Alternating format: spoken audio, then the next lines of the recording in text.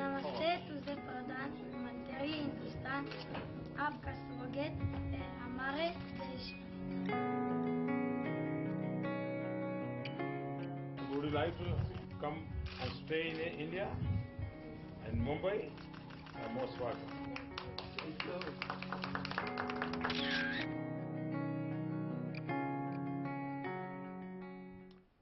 What a touching moment. A young man who lost both his parents as a baby to the worst terror attack on Indian soil. And today he gets the opportunity to meet with the Indian Prime Minister. There was a specially written note by young Moshe for the Prime Minister. The Prime Minister offering a long-term visa for Moshe and his family to come and visit India. That was the emotional high point of day 2 of Prime Minister Narendra Modi's groundbreaking visit to Israel. It's the moment that tugged at your heartstrings. That and more coming up in this special coverage as we count down to the Prime Minister's address to the Indian diaspora, which is expected within the hour. Welcome to this special coverage here on CNN News 18. Here are the headlines that we're tracking at 10 o'clock. Dear Prime Minister of India, Mr. Narendra Modi. नमस्ते तुझे प्रधानमंत्री हिंदुस्तान आपका स्वागत है हमारे देश में। Prime Minister meets the 26/11 survivor Moshe Holzberg. He reads out a welcome statement in Hindi. The Prime Minister promises a long-term visa for Moshe and his family.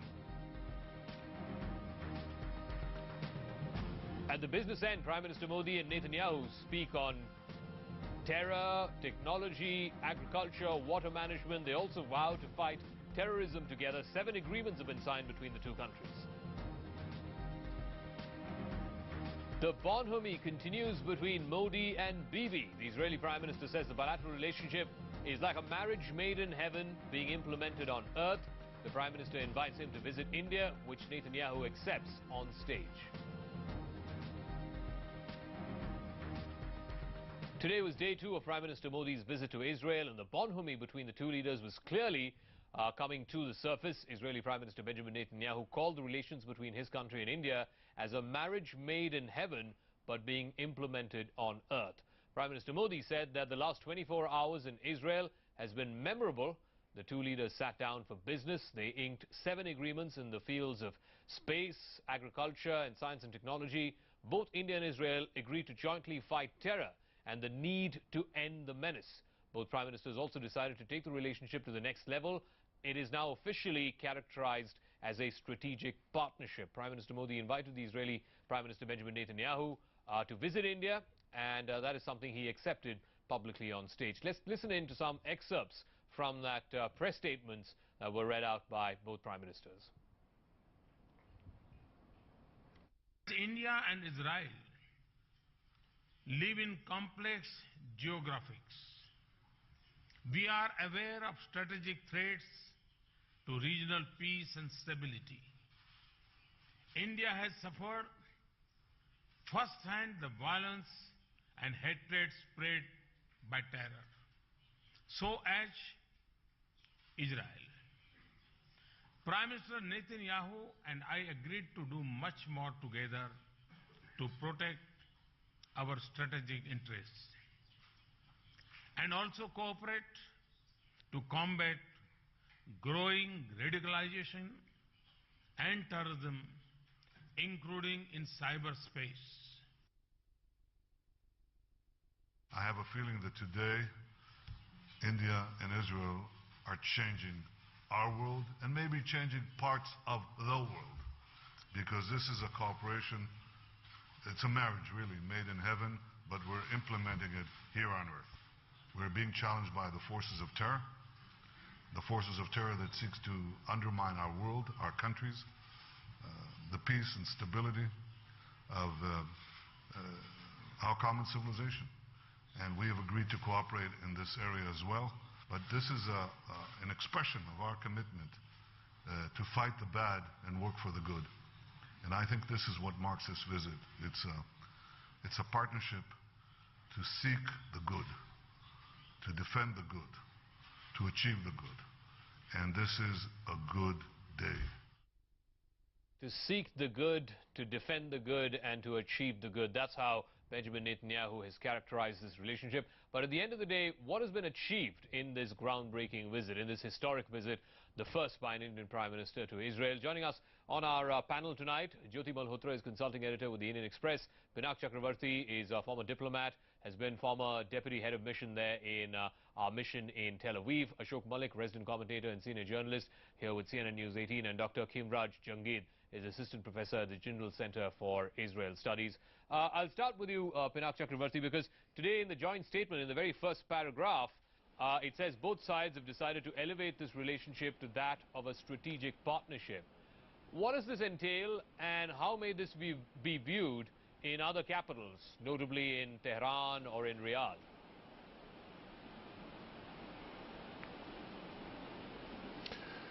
Well, I'm not surprised that that the formal announcement of a strategic relationship has been made in the joint statement. In my view, and I know firsthand that a lot of strategic agreements have been made in the past. And not to forget that during certain conflicts that India has faced with China and Pakistan, Israel has been rather helpful. And even in '71, you may have read the stories about Golda Meir and Indira Gandhi being in touch about certain equipment and weapons that Israel had authorized to be transferred to India. So there is a long history actually of strategic cooperation. But today, I think, is a remarkable day when an Indian Prime Minister has visited Israel after almost 70 years. Right. So I think the relationship is now, I mean, it's really strategic in the sense that we keep using and throwing this word strategic all over the place and calling all kinds of relationships strategic. But I think India and Israel is truly strategic. Okay. Because I have seen it from the inside. And I know how much we share. One of the other interesting things which stood out in this joint statement, and both the Prime Ministers referred to this as well, Ashok Malik, was they discussed not just bilateral issues, but also how they could cooperate in third countries, most notably in Africa.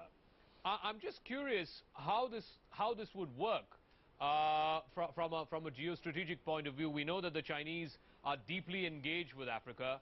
Could India and Israel join hands to perhaps counter some of that Chinese influence in Africa? And how may Africa receive this?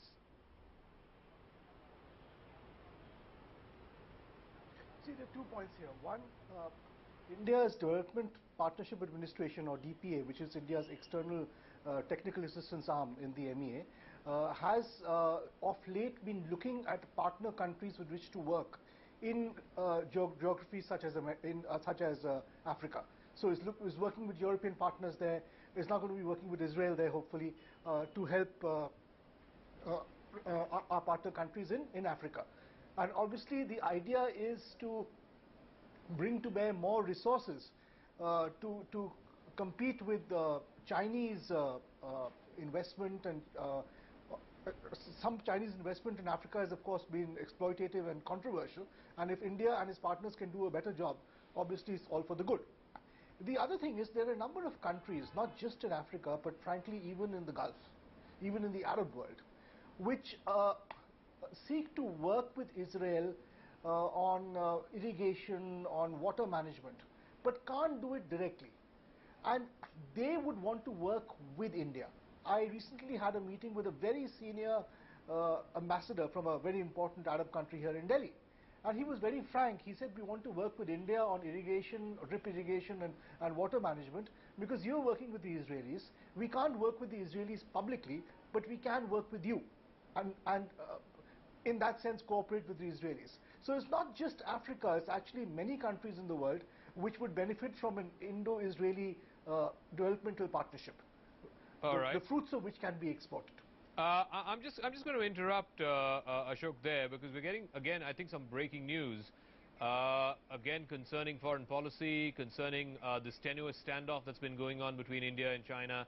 at Dokola. There's a latest statement that's been put out by the Chinese embassy here in New Delhi, which blames India for the border standoff which stalled the Kailash Mansarovar Yatra through Nathula. That, of course, was a consequence of what's been happening at Dokola. And the statement by the embassy basically blames India for things having come to this pass. I'm just reading a quote from that statement, in which it says, to ensure the safe and smooth visit of the Indian Yatris, China has had to halt their entry through to Xizang through the Nathula Pass. The Chinese side had notified this to the Indian side through a diplomatic channel. China consistently respects the Indian people's religious sentiments and attaches importance to the Yatra. Up to now, the official Yatra to the Lipuleku Pass and non-official Yatra through Lhasa and Purang are still on the rails. We are willing to discuss the possibility of alternative arrangements through other routes for the Kailash Mansarovar Yatra. So this story is continuing to develop.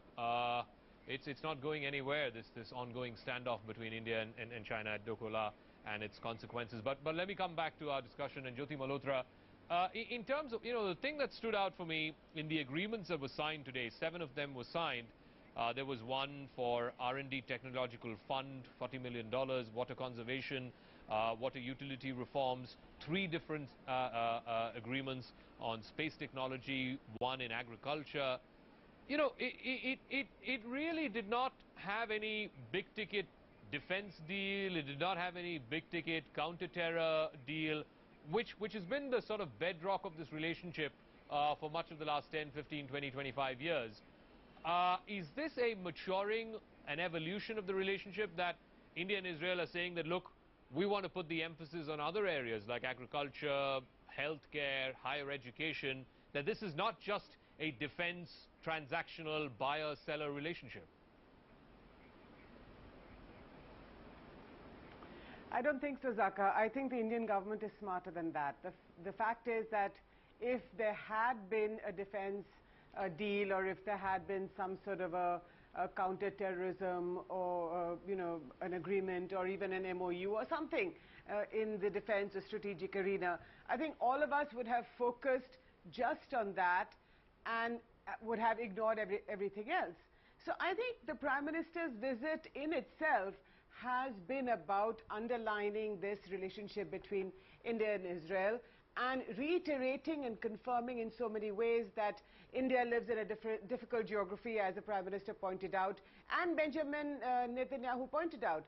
So I think this sort of coming of minds between the two leaders is important in itself, and you don't need an agreement to tell you that this is the meat or the heart of this visit and of the relationship that will ensue from now. So whether it's drip irrigation or water or sanitation or whatever it is, these are important, of course they are, and the Prime Minister will use these aspects and use these pacts to talk about transforming India and how Israel can help this transformation of India. But let's not make, let's not kid ourselves. The fact is that this visit was all about a meeting of minds where Prime Minister Narendra Modi wanted the Prime Minister of Israel to agree with him and to say that yes, terror is the most important issue. And by the way, just to quickly add, what happened in Israel and has happened over the last couple of days is a message to the Americans.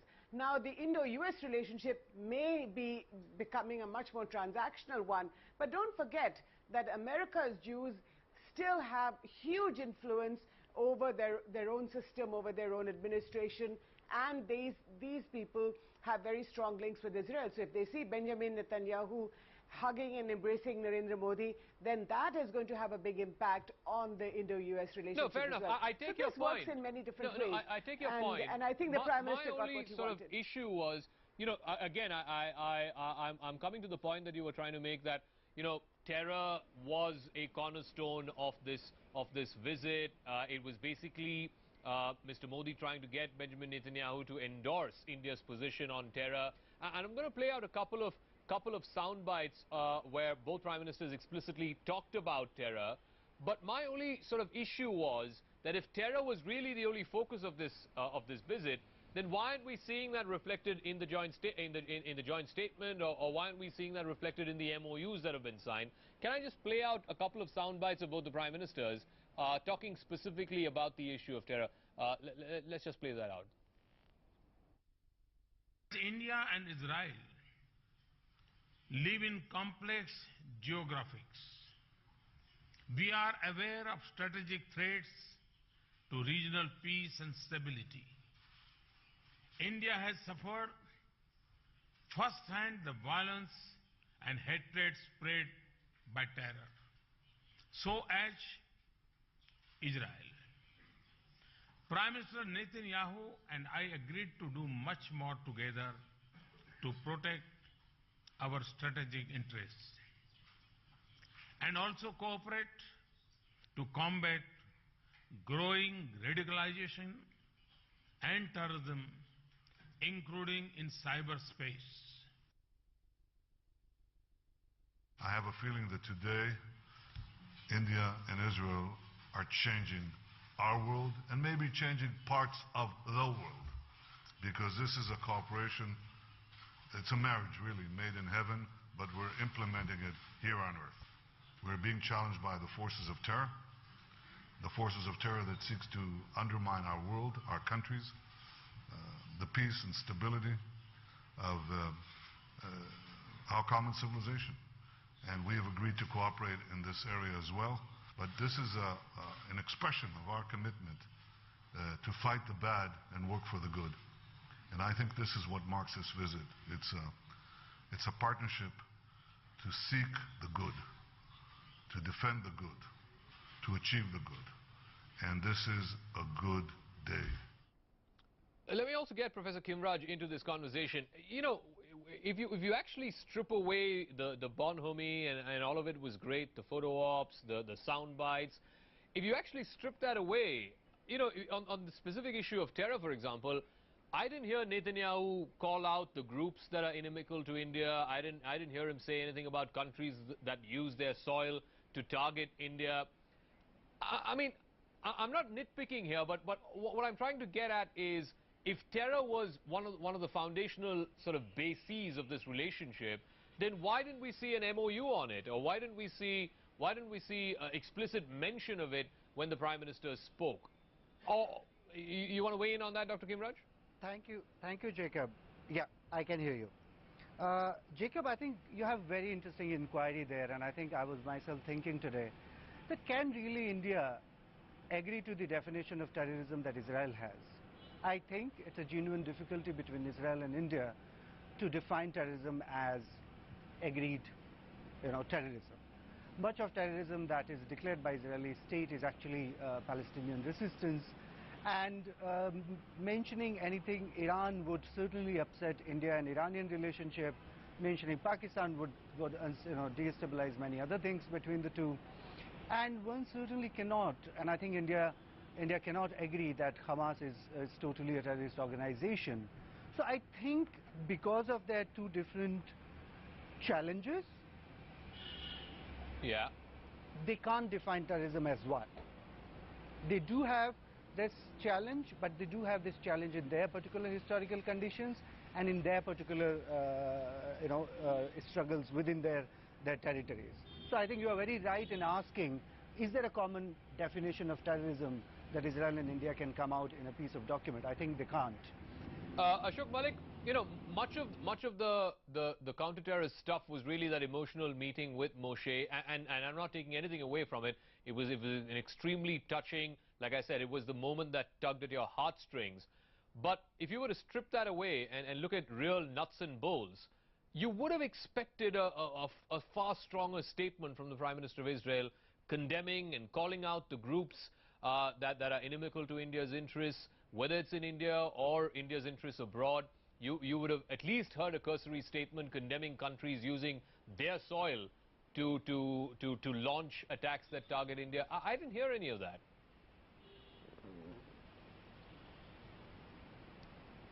I don't think he needed to spell it out. Frankly, Israel, the terrorism Israel faces and the terrorism India faces are caused by different groups.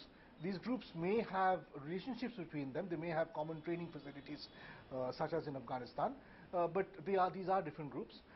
Young Moshe's parents were part of a horrific tragedy that actually conflated Indian and Israeli experiences with terrorism.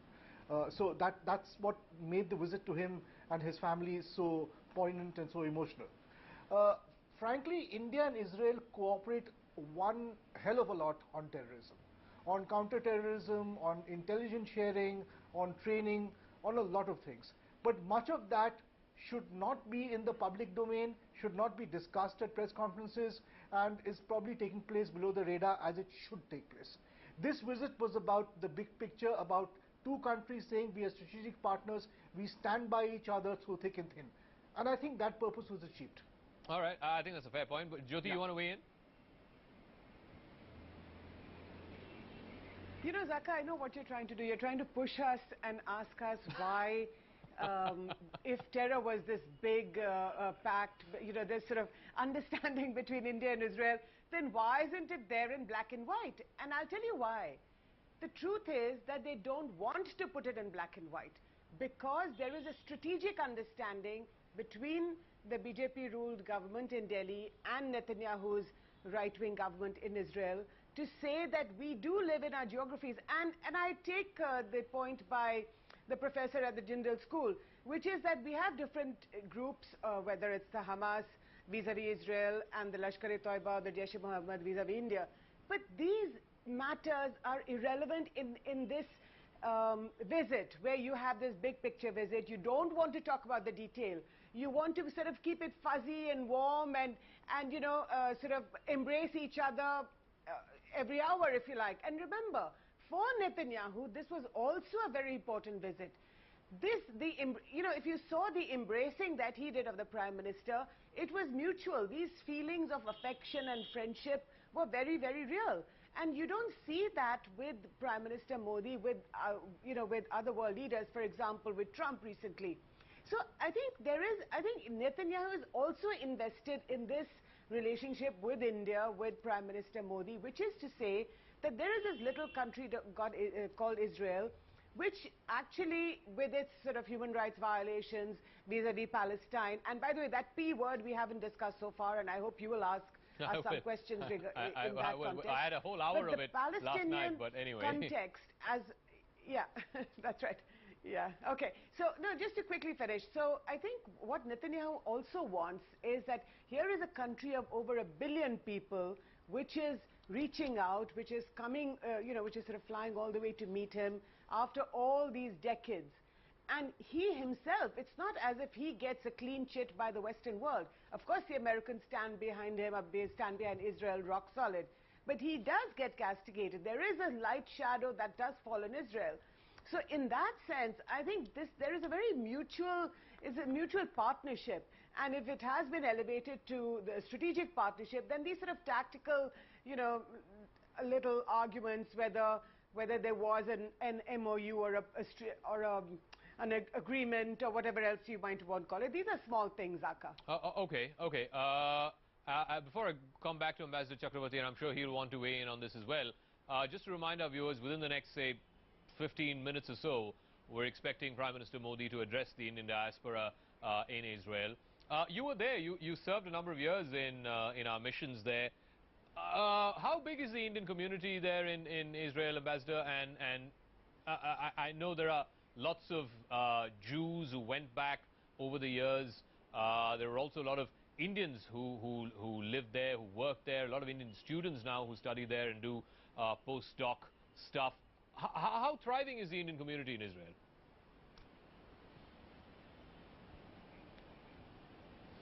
Well, when you talk about the Indian Jewish community, it's basically those who migrated from India.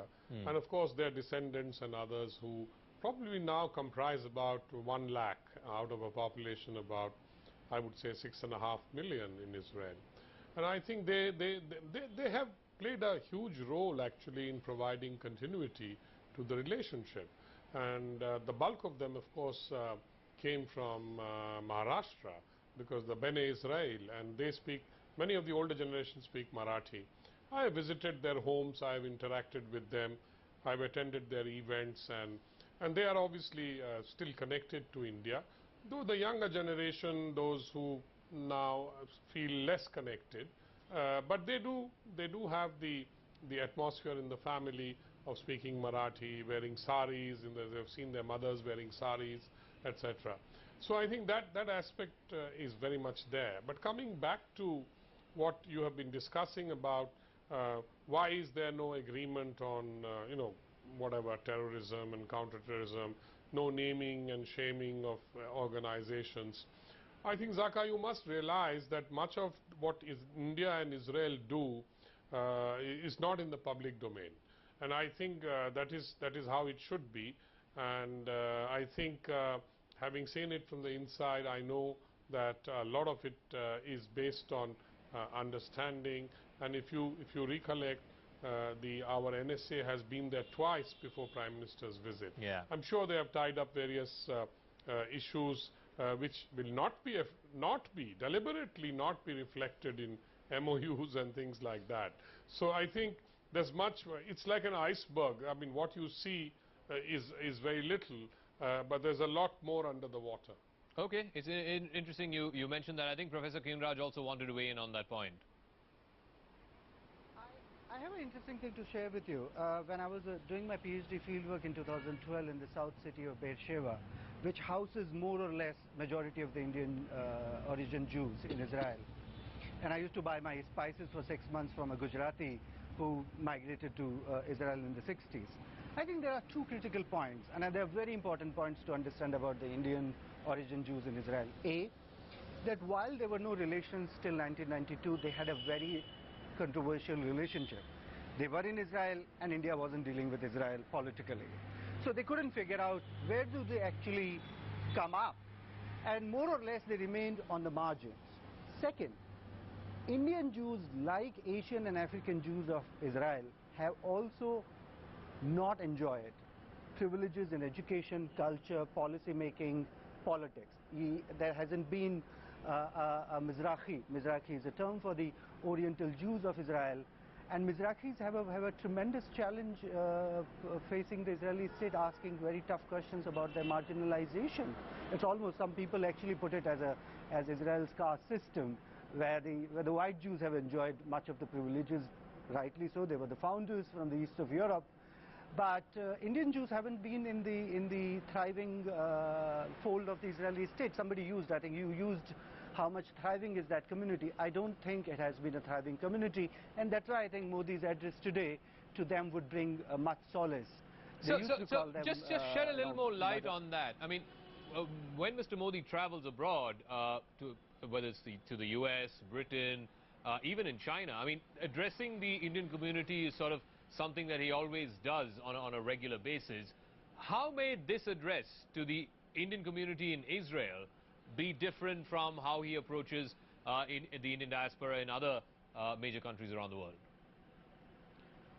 Okay, thank you for that. I think in Australia, in America, in most of the Western countries, Indian diaspora is actually in a powerful position, whether in trade, business or politics, particularly in the US. So he invented this to create a soft diplomacy and make them part of India, and they would leverage for India in those respective places. The case with Israel is that Indian community, Indian origin community in Israel would not leverage anything for the state of India in Israel, precisely because they do not enjoy any powerful or influential positions in education, culture, institutions or politics. So I don't think he looks at it from that point of view, leveraging them for anything, but I think he does want to cultivate an important position for them in the light of their marginalization, I suppose. Wow, I think that's a great insight. I'd want to sort of pick the brains of the other panelists as well on this, and I'll start with the Ambassador Chakravarti. I think that's a great point that the professor raised, that the Indian community in Israel is very different from, say, the Indian American community or the British Indian community. So how does the Prime Minister then, obviously he uses this as a part of soft diplomacy to try and create a constituency that can act as pressure groups, lobby groups, what have you, to try and influence policy in those respective countries. But that's not quite the case with Indian Jews in Israel who, like the professor said, have been historically marginalized?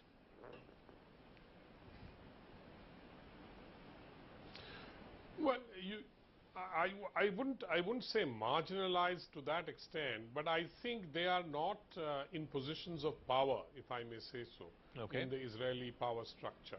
Some of them have made it to some positions, but I don't think one should say they are marginalized. I think they are doing in their own jobs, but I agree that they are not in positions of power, and unlike in other countries that has been mentioned, they are not in positions that to influence decision making of the state.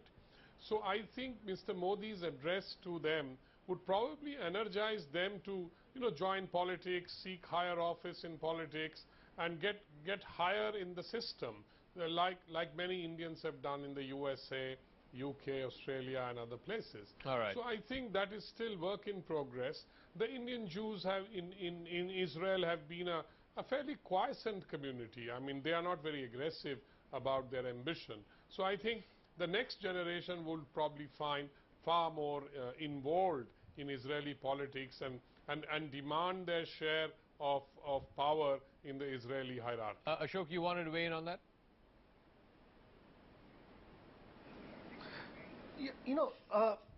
The professor is quite right that you can't compare the Indian community in Israel, the Indian origin Jews, to, let's say, Silicon Valley techies or those Indians who work in the city in London and so on. They're not influential, they're not high rollers, they're not big businessmen. But do remember, Israel is a country of migrants. Jews from all over the world have come to Israel. Jews from Russia came with stories of persecution. Jews from America in the old days came with some stories of persecution, anti-Semitism. Jews from across Europe came with stories of persecution and anti-Semitism. The Jews from India came with no such stories. So if the narrative about India, if the goodwill about India is so strong in Israel, and it has been strong well before Mr. Modi went there, let me clarify that. If the narrative is so strong, part of the reason is because the 100,000 odd Indian origin Jews who live in Israel carry good, happy memories of India and have communicated that to their new country. Jyoti? So they have contributed to to India, even without being in positions of high office. Okay, Jyoti? See, I think it's our dirty little caste system that is at play, unfortunately. The Indian Jews who went to Israel were primarily from Maharashtra and also from Kerala. And these are sort of, a lot of them, a large number of them, are the lower middle class Malayalis or Maharashtrians. And when they realized that, that Israel was opening its arms to Jews from all over the world, it was, they just made a beeline for Israel. And I know in Cochin, for example, when large numbers of Jews left, and when you meet them in Israel, a lot of them are sort of the darker skinned people. We are dark skinned people. Now, there is a certain sort of a racism that you see in Israel. The Jews from Western Europe, the Ashkenazi, then you have the Sephardim, which is from the Arab world. And then you have, as the professor from the Jindal school said, you have sort of, other Jews. Now, it's absolutely true. These Indian Jews are people of Indian origin. They work in sort of lathe factories as machinists, in dairy farms. And they don't work, they don't have, they're not very highly educated. So I think it's interesting that Prime Minister Modi does do these community receptions. So they may not be, the Silicon Valley types, as Ashok said, the Sundar Pichais of the world. But there is a strong connection that remains, and that is very interesting. So if you meet them in Israel, in these sort of little farms where they work or the factories where they work in Israel, they have a very strong sense of India that remains. For them, Israel is the land of milk and honey, which welcomed them, which gave them a much better socioeconomic sort of life. And their kids are now growing up as Israelis. So their children may not have that connection, but I think they still have a very strong connection with India. I just wanted to, I think when Prime Minister had gone to Saudi Arabia, he had gone to one of these, what they call the labor camps in Saudi Arabia. It houses tens, sometimes thousands of laborers, many of them from from states like Kerala or most of the coastal states. And again, they're not the high flyers, they're not the big rollers as Ashok was mentioning, and yet he spoke to them. And even in that community event he had in Riyadh, I think, many of the people there were either nurses or not exactly, you know, the Wall Street bank executive type.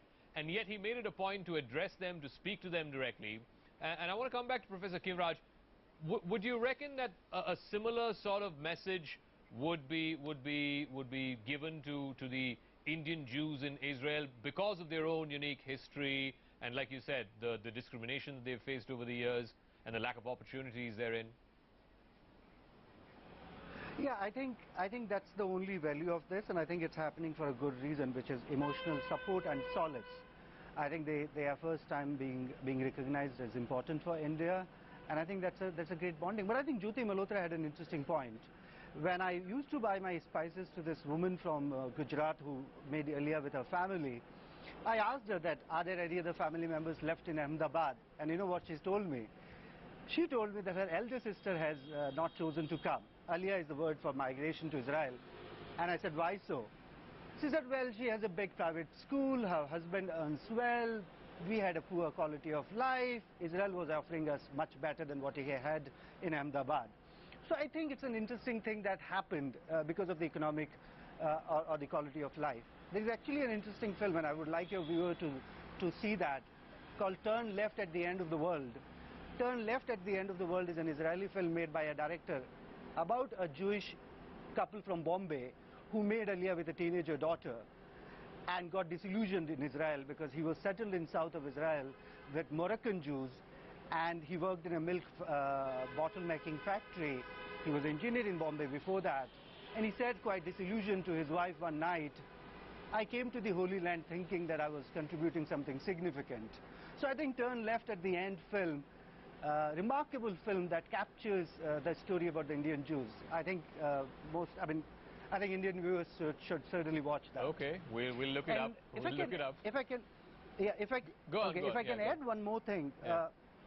There was a statement that you mentioned with a lot of emphasis when Prime Minister and Netanyahu said, we wish and we work for regional peace and stability.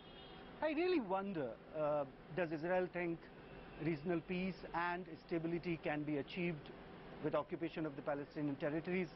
Remember, this is also the 50 years completion of the occupation.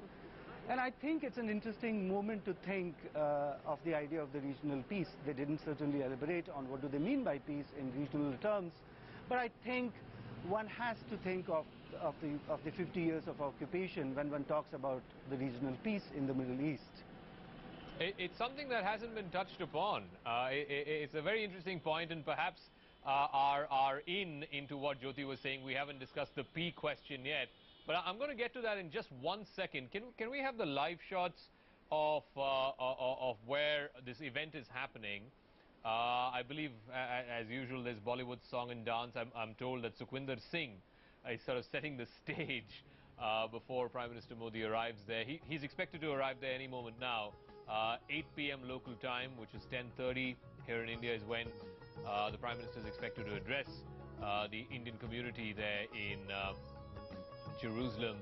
Right now you can listen to light music, and I think there's a big screen that's been put up talking about Make in India. It has the Prime Minister's picture, and there's a note in the site saying Israel welcomes Modi. There's some Bollywood presence as well. Like I said, Sukhwinder Singh was sort of holding fort till a few minutes ago. And this is a regular feature. The Prime Minister goes to different global capitals, and wherever there is a sizable Indian diaspora, he makes it a point to address them, not just as a goodwill gesture, not just as a way to directly speak to them, but certainly also in the larger countries where there's an influential Indian diaspora. It's also a constituency that he's cultivating, so that they can be a pressure group, a lobby group, if you will, to influence policy and policy makers in those respective countries. But of course, like Professor Khinvraj very beautifully articulated, the situation with the Indian Jews in Israel is slightly different from the regular Indian community and the Indian diaspora in countries like the US or Britain or Australia. If I can come back to the discussion and the point that the professor beautifully brought us into, that 2017 marks 50 years of the war, which eventually led to the occupation of the occupied territories. It's interesting that never came up in any of the discussions. I mean, certainly it didn't come up in the discussions between the two principals, Jyoti, and you wouldn't expect it to come. Neither did it come in any media discussions, whether on television channels or in edit pieces. Nobody quite pointed out that, you know, that the significance of the 50th year of the war should not also be lost. Well, I'm not going to tell you, Zaka, why the media is not doing what it's supposed to do or doing what it's supposed to do. I mean, we're both journalists, so, you know, there's no point sort of digging into what our profession is doing or not. But I think the 50 years of the occupation of Palestine. Now we've discussed the reason why the Prime Minister has dehyphenated this relationship between Israel and Palestine. That's what the government of India is putting out. And before, a month or so ago, we know that Mahmoud Abbas came to Delhi. In fact, this was his 5th trip to India since he became president some years ago. But I think it would have been interesting if the Prime Minister, or maybe, look, it would be embarrassing for his hosts in Israel if he talked about Palestine, because we know the situation in Israel, where the Israeli government more than a decade or so ago dropped these walls separating the populations of sort of, you know, Israeli Arabs and Israeli Jews. Now, you certainly don't want to see that. I've seen it myself, and it's quite an ugly sort of a phenomenon of 9 feet high concrete blocks, you know, which are sort of dividing neighborhoods according to population and according to religion. So you don't want to come face to face with such an ugly truth. Having said that, I think the Prime Minister, and perhaps it is time for India to dehyphenate its relationship between Palestine and Israel. I just hope that we don't forget that there is this issue, and if India does want to be a regional power, a regional player, which is what the Prime Minister wants India to be, then we must also pursue the track of there being peace between Israel and Palestine, and vice versa. And if you do that, then maybe Netanyahu will ask the Indians, why is it that you cannot have peace between India and Pakistan? So I think we want to leave our troubles at home. We don't want to talk about these ugly issues when we go abroad, and you know, so it's a much more, so you have a much more positive sort of atmosphere. Okay, Ambassador Chakrabarti, just a quick word, if you can weigh in on this. Forget about the edit pieces, and this is in media on both sides. Forget about the edit pieces. Forget about the primetime discussions. Would this have been lost on the diplomats on either side, and certainly also the diplomats and the Palestinian Authority, that this visit is actually coinciding with the 50th anniversary of the war?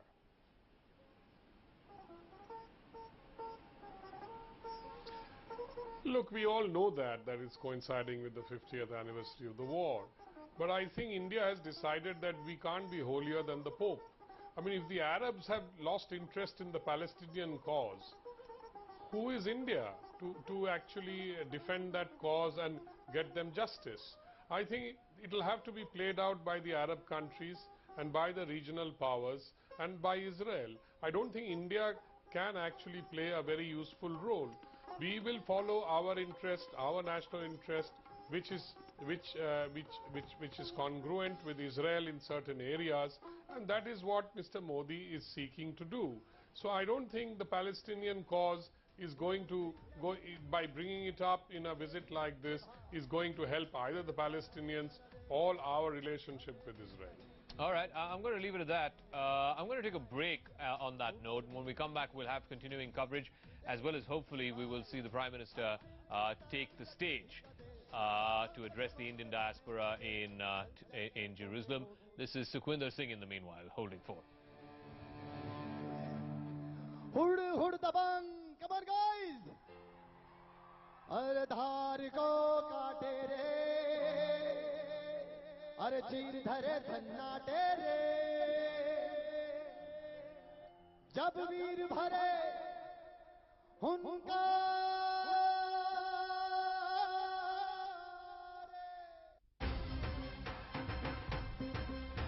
ससुरा इतना headroom है, almost एक तो bedroom है। गड्ढों का tension छोड़ दो, एक्सेलरेटर पे जोर दो। मस्त हवा का झोंका लो, डैटसन रेडी गो। डैटसन तो राजा है, पावर और ज्यादा है।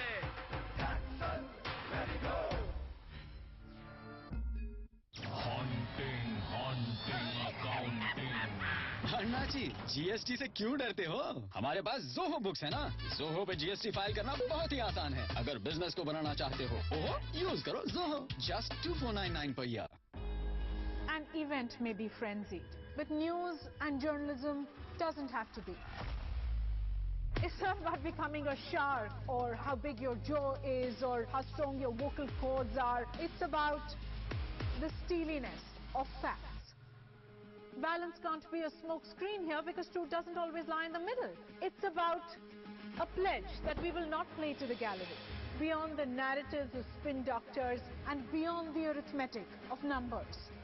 I bring to you the crux, always at the heart of the matter. Only on CNN News 18. Brought to you by Zoho Books, GST ready accounting software.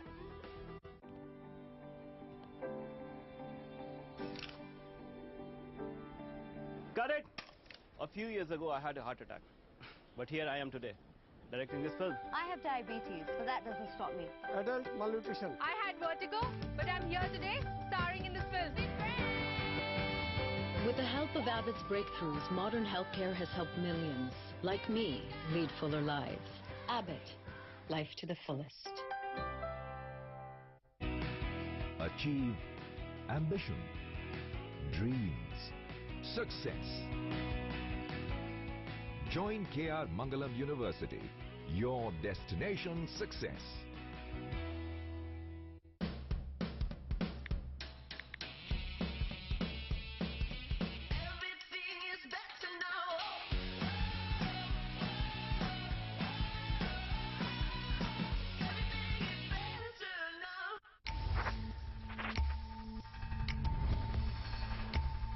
Watch Krish Srikanth exclusively on CNN News 18. This is not a playground where you pick a side. Run, walk, drive, feel, fly, all at the same time. It's not about belonging to the city or the wild. It's about living the crossover life. Above the ordinary, S-Cross, the premium crossover. Exclusively available at Nexa. Baby, juice. क्या हुआ? आप क्या कर रहे हो? नहीं नहीं कुछ नहीं, वो मार्केट जा रहा था, महीने का सामान। पर एक डाउट है, इसमें तूर दाल कौन सी है? ये देखो, तूर दाल, Amazon पेंट्री पर। Amazon पर अब ग्रोसरीज भी। और कितनी सस्ती। बच गया ना तुम्हारा संडे? अब महीने का सामान on अपनी दुकान। Great prices, next day delivery. Amazon pantry. India में दो तरह के लोग होते हैं, एक पुराने तरीकों वाले, एक नए सलीकों वाले। इनके तरीके हड़प्पा की खुदाई से निकले और इनके इंटरनेट और वाईफाई से निकले। एक जो जीएसटी से घबरा रहे हैं और दूसरे जो जीएसटी को अपना रहे हैं, क्योंकि उनके बिजनेस चलते हैं जीएसटी रेडी टैली पे। अपग्रेड करो आज ही, क्योंकि टैली है तो तैयार है।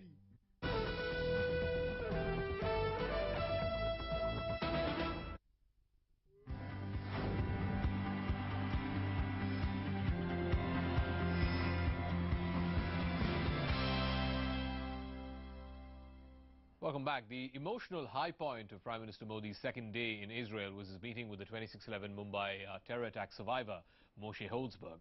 That meeting was high on emotion. It was the moment that sort of tugged at your heartstrings.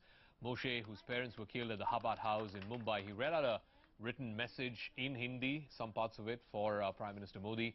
Moshe said that he would love to visit Mumbai, The Prime Minister too invited Moshe and his family to India, announcing that they would get a long-term visa. You remember some years ago, I think it was in 2009, one of his uncles and one of his aunts had to cancel a planned trip to Mumbai because they couldn't get a visa on time.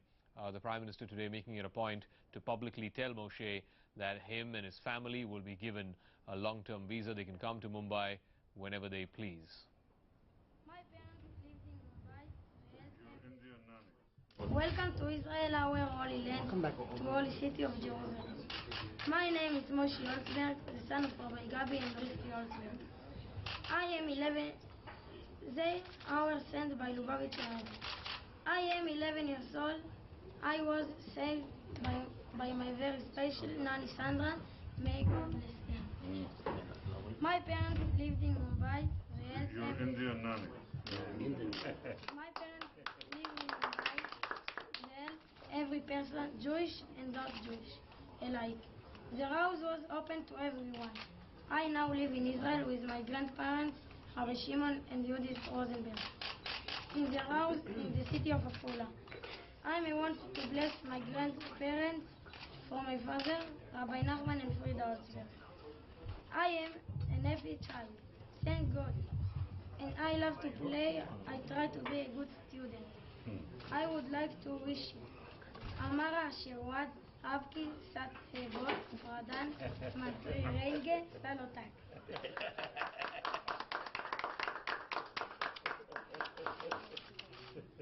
I want to ask you something from all my heart. Please continue to love me forever and always remember my parents. I live in Afula, but all the time I remember and connected to Naramana. I grew up there in Mumbai. This is my home. I hope I will be able to visit Mumbai. And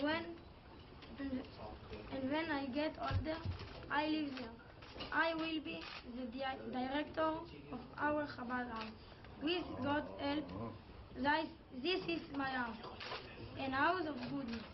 Dear Mr. Modi, I love you, and you people in India.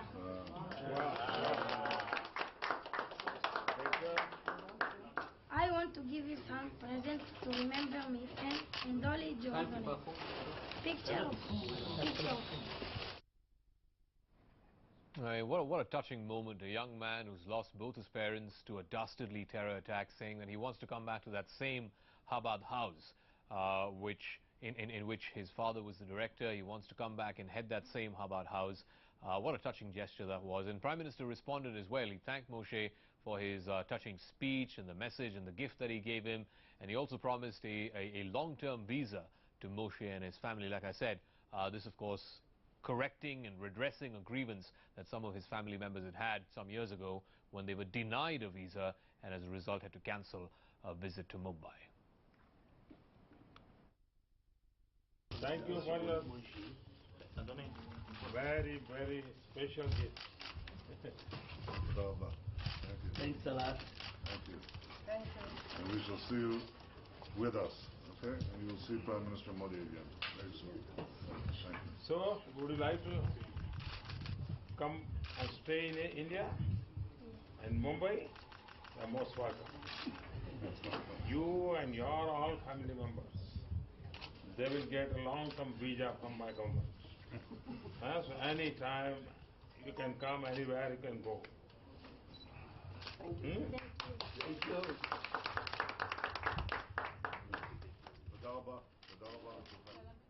All right, let's just get final comments from our guest panel. Ashok, obviously, the moment was completely written with emotion all over it, and it was the moment that sort of tugged at your heartstrings.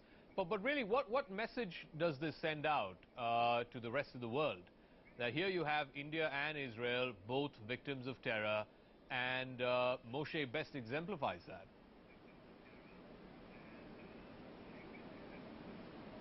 No, absolutely. India and Israel have different experiences of terror because the terror groups that attack us are different.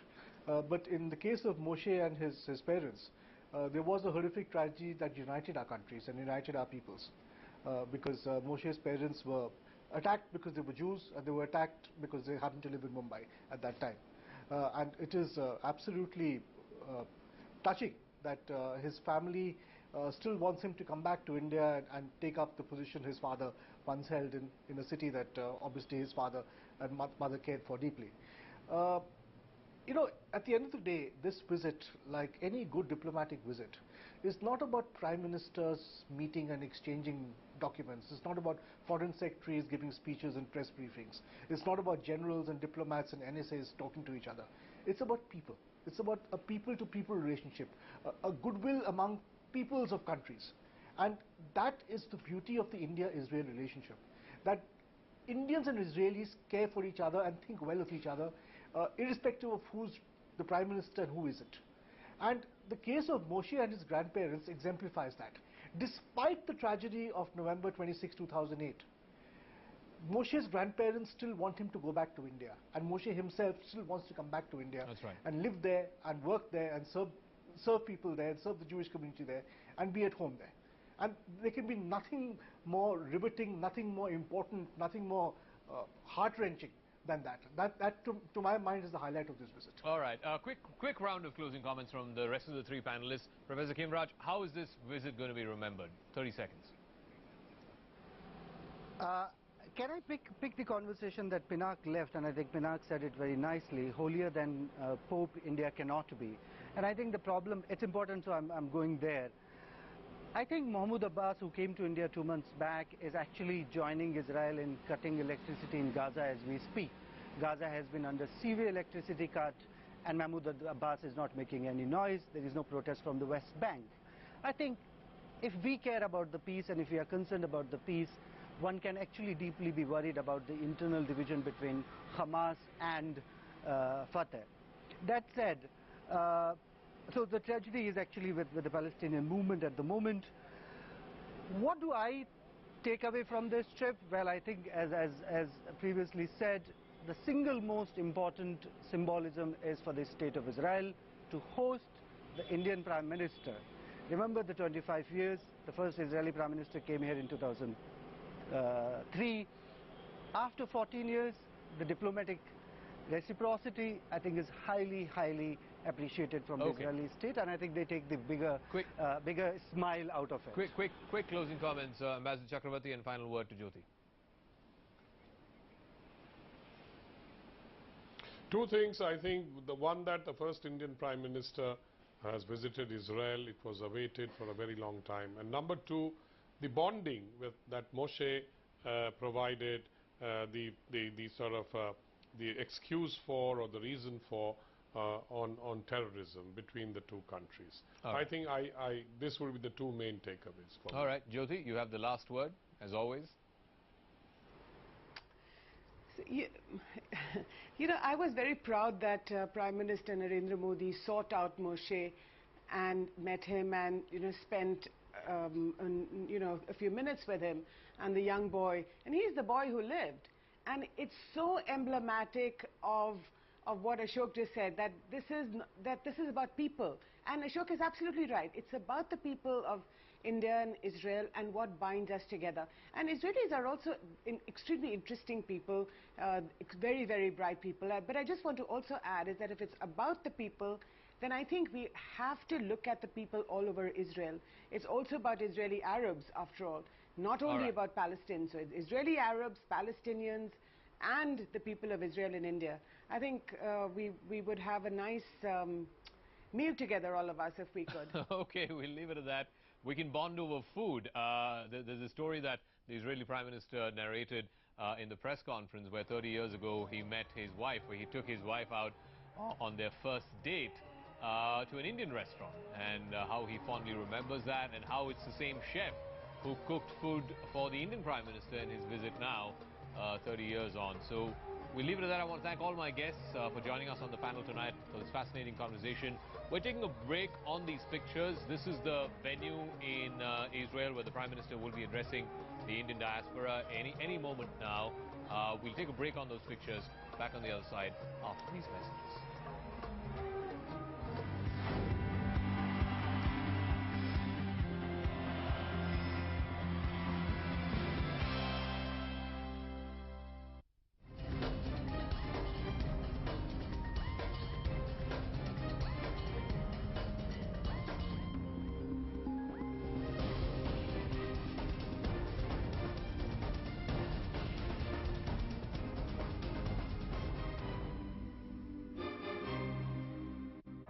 अब India हुआ है idea 4G पे hook. Look look idea 4G पे देखो India हुआ hook.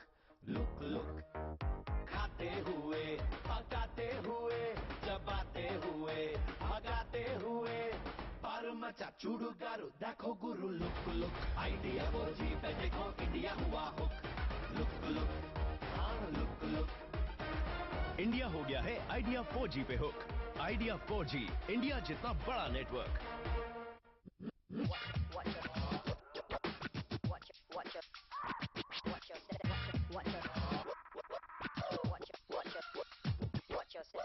Don't lose your grip.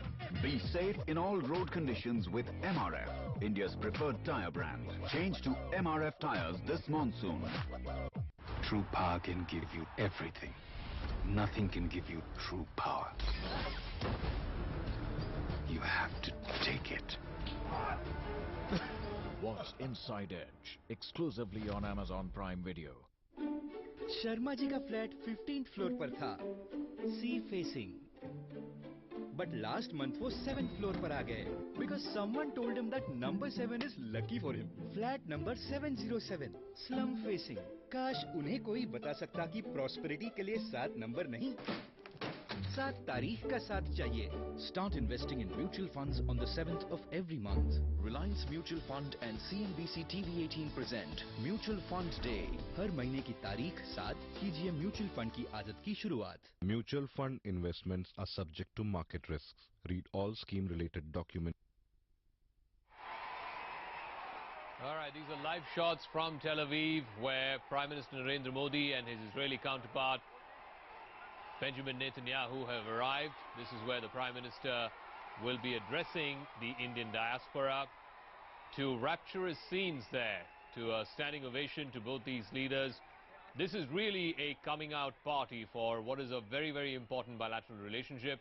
The fact that Prime Minister Netanyahu cleared up much of his schedule and came all the way through much of the engagements, and you can see the personal camaraderie, the friendship between both men, as was evident through much of this visit, right from the time Mr. Modi landed at the Tel Aviv airport up until this engagement, his address to the Indian diaspora.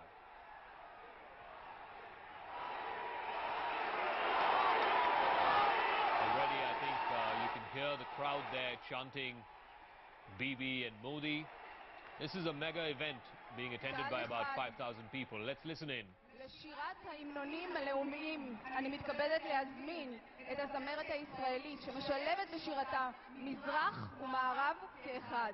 גבירותיי ורבותיי, בואו נקבל אותה. ליאורה יצחק, בבקשה.